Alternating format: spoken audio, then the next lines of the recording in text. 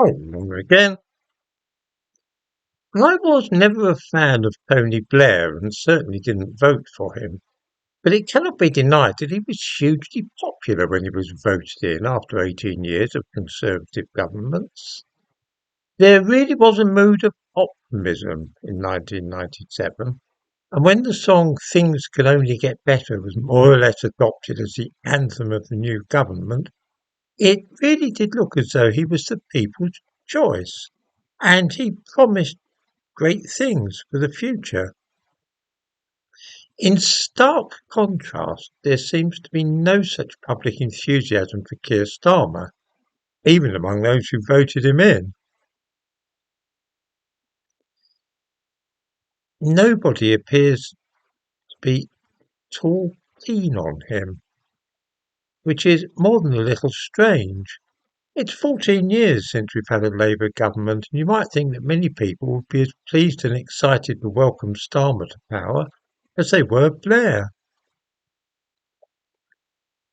In a speech which he is due to deliver on Tuesday, details of which are in the link which I provide in the description to this video, Keir Starmer says that things are going to get worse. Many of us had already figured that out, of course, but I suppose that he gets some credit for being honest about what we can expect. This is according to the Prime Minister because he has discovered a societal black hole. I do not know what he means by this, and I don't suppose that he does either, but it's designed to soften us up for the first budget of this government, which will be unveiled at the end of October.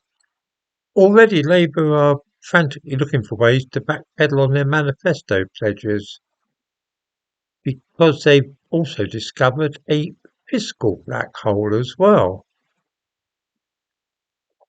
There was a cast iron promise not to raise national insurance payments before the election, but it now seems this was only meant to apply to the contributions made by the workers and not the employers. What we can probably expect is that in the budget due in October, we'll be hearing a lot about higher taxes and spending cuts. This will, it seems, both allow us to balance our books and also somehow improve society. Darm was a bit vague on the details of how this will work, but I suppose we must just take his word for it. At least he's being reasonably honest, telling us that things are going to get worse in the coming months instead of better. Going off on a slight tangent, there are comments every day now, and I've received personal messages too, asking why I am starting to resemble the Phantom of the Opera with my hideous facial blemishes. To avoid folk having to ask in the future, the situation is simple enough.